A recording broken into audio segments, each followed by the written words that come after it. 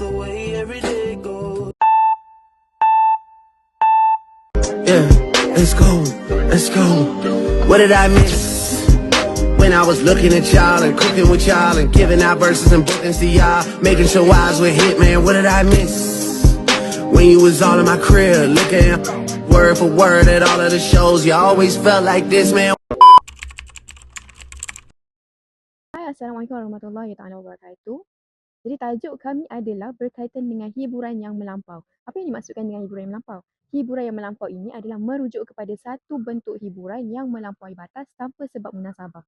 Contohnya daripada segi keselamatan, moral ataupun nilai kemanusiaan itu sendiri.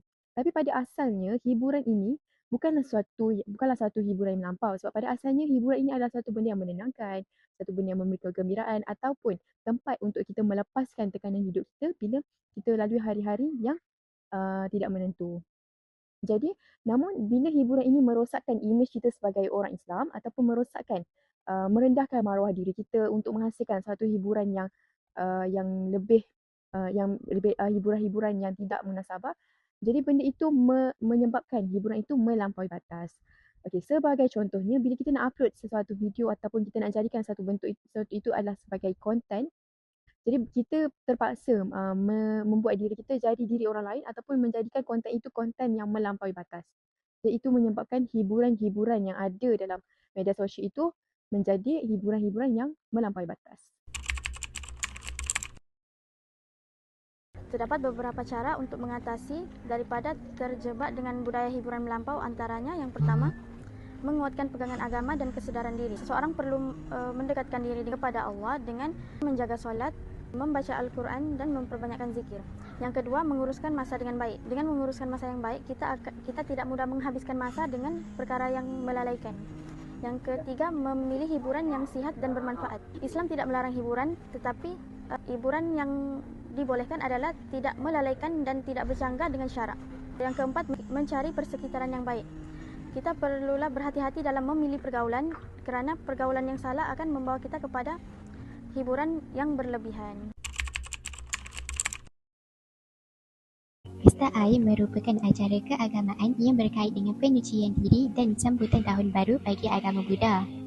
Pesta air yang diadakan di Bukit Bintang menjadi isu hangat kerana terdapat segelintir umat Islam yang menyertai pesta tersebut. Pesta ini dianggap bercanggah dengan nilai-nilai Islam seperti pelanggaran hukum syarak, budaya hedonisme, sensitiviti budaya, pembaziran dan pendedahan aurat. Dalam Islam, kita dilarang untuk menyertai apa-apa upacara keagamaan kaum lain sama ada untuk hiburan ataupun mengambil suasana. Sebagaimana kata Nabi SAW, barang siapa yang menyerupai sesuatu kaum, maka ia termasuk daripada kaum tersebut.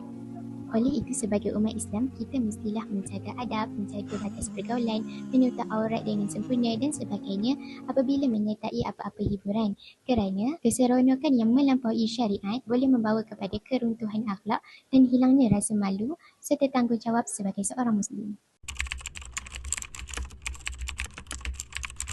Keruntuhan akhlak dalam kalangan remaja pada masa kini amat membimbangkan.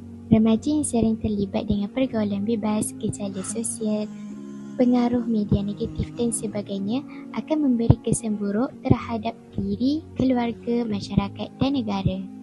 Oleh itu, setiap individu hendaklah menghayati ajaran Islam dengan betul dan menjadikan Al-Quran sebagai panduan hidup.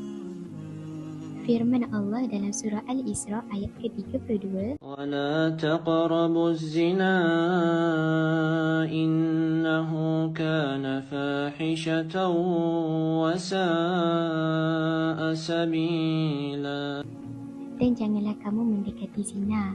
Sesungguhnya zina itu merupakan satu perbuatan keji dan jalan yang buruk. Jadi ayat ini jelas menunjukkan bahawa Islam melarang segala perkara yang boleh merosakkan akhlak manusia.